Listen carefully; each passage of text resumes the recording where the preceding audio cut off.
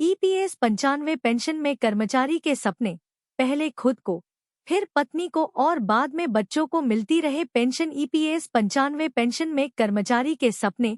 निजी क्षेत्र में काम करने वाले ज्यादातर कर्मचारियों को लगता है कि सरकार की ओर से पहले सरकारी कर्मचारियों को जो पेंशन दी जाती थी उससे बेहतर कुछ नहीं है। रिटायर्ड सरकारी कर्मचारियों की जिंदगी तय होती है। जब तक वे जिंदा हैं, उन्हें पेंशन मिलती है। ईपीएस 95 पेंशन में कर्मचारी के सपने। उनकी अनुपस्थिति में उनकी पत्नी को पेंशन मिलती है और पत्नी के न रहने पर बच्चों को भी इसका लाभ मिलता है। ईपीएस 95 के तहत जो पेंशन बनेगी वह भी बिल्कुल वैसी ही पेंशन है। यह सपनों को साकार करने जैसा है। वे कर्मचारी जिनका पीएफ अकाउंट कर्मचारी भविष्य निधि संगठन ईपीएफओ में है, इस पेंशन स्कीम में नामांकन करा सकते हैं, बशर्ते उनका अकाउंट 2014 से पहले का हो। ईपीएफओ इस अकाउंट में न सिर्फ भविष्य के लिए आपका पैसा बचाता है, बल्कि रिटायरमेंट के बाद आपको पेंशन की सुविधा भी देता है। कर्मचारी पेंशन योजना एम्प्लॉयज पेंशन स्कीम एक ऐसी ही स्कीम है जिसमें निजी कर्मचारियों को भी पेंशन सुरक्षा मिलती है। ईपीएफओ ने साल 1995 में इस स्कीम को और आकर्षक बनाया और इसका नाम बदलकर ईपीएस 95 कर दिया। ईपीएस 95 पेंशन में कर्मचारी के सपने। ईपीएस 95 एक ऐसी पेंशन योजना है जिसमें ईपीएफओ कर्मचारी के साथ साथ पूरे परिवार को पेंशन की सुविधा देता है। इस योजना को चुनने वालों को कई अन्य सुविधाएं भी दी जाती हैं। करीब 75 लाख पेंशनर्स इस समय ईपीएस 95 योजना के लाभार्थी हैं। इसके अलावा ईपीएफओ से करीब 6 करोड़ सब्सक्राइबर भी जुड़े हैं, जिन्हें हाल ही में ईपीएस 95 योजना चुनने का विकल्प दिया गया है। यह योजना रिटायरमेंट पर न्यूनतम और गारंटीड पेंशन की सुरक्षा प्रदान करती है। कैसे मिलेगा ईपीएस पेंशन का लाभ? इस योजना को चुनने वाले कर्मचारी अगर न्यूनतम 10 साल तक नौकरी करते हैं और 58 साल की उम्र में रिटायर होते हैं तो उन्हें गारंटीड पेंशन का लाभ मिलता है।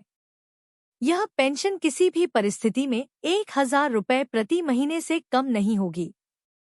रिटायरमेंट के बाद कर्मचारी को जीवन भर इस पेंशन का लाभ मिलता है। पत्नी और बच्चों को कितनी ईपीएस पेंशन? अगर पेंशनर के साथ कोई अनहोनी हो जाती है तो उसकी पत्नी को पेंशन का लाभ दिया जाता है।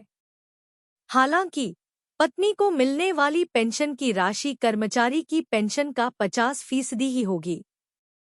इसका मतलब यह है कि अगर पति को 10,000 रुपये पेंशन मिलती थी तो उसकी अनुपस्थिति में पत्नी को 5,000 रुपये पेंशन दी जाएगी। इतना ही नहीं, अगर पति पत्नी दोनों जीवित नहीं है तो उनके बच्चों को पेंशन का लाभ मिलेगा। योजना के तहत 2 बच्चों को 25 साल की उम्र तक पेंशन का लाभ मिलता है। यह मूल पेंशन का 25% है।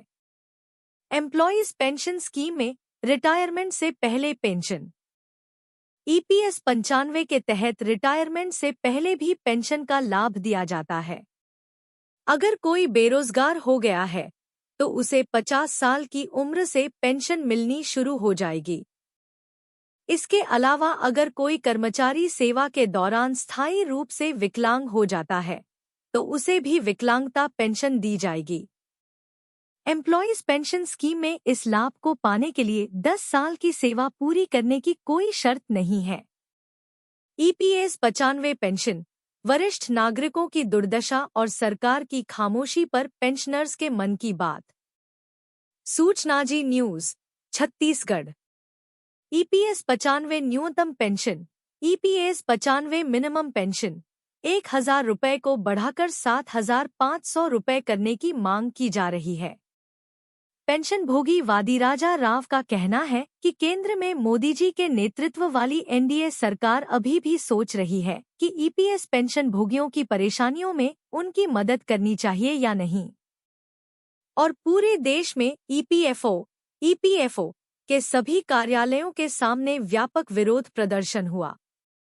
नारा गूंजा कि सरकार जागो और इन पेंशन भोगियों के प्रति थोड़ी सहानुभूति रखो और यह मत भूलो कि पीएम भी एक वरिष्ठ नागरिक हैं।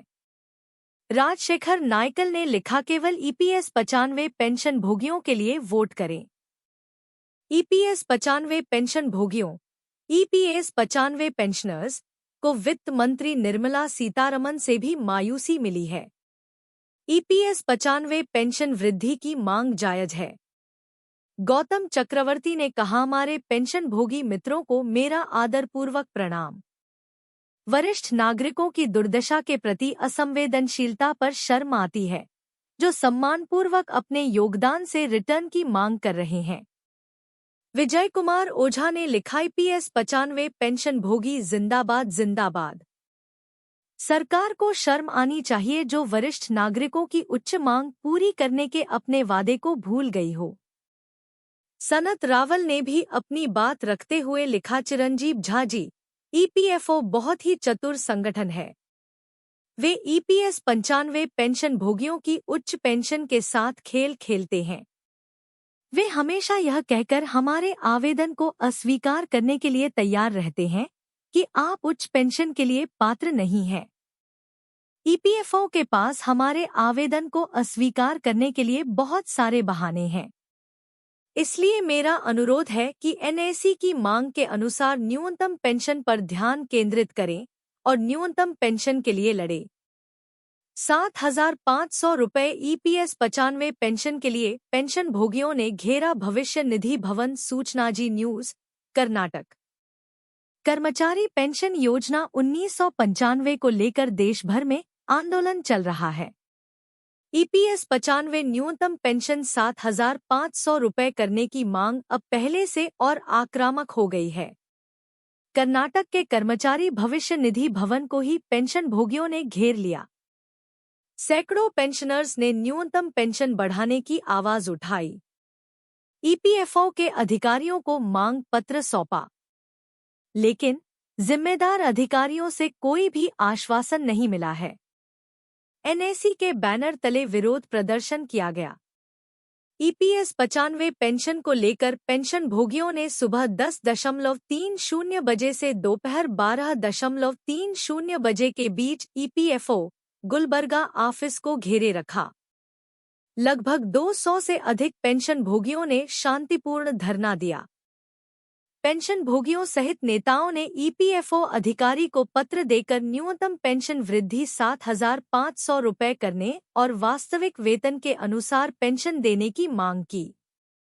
ईपीएफओ अधिकारी की ओर से वृद्धि के बारे में कोई आश्वासन नहीं दिया गया है।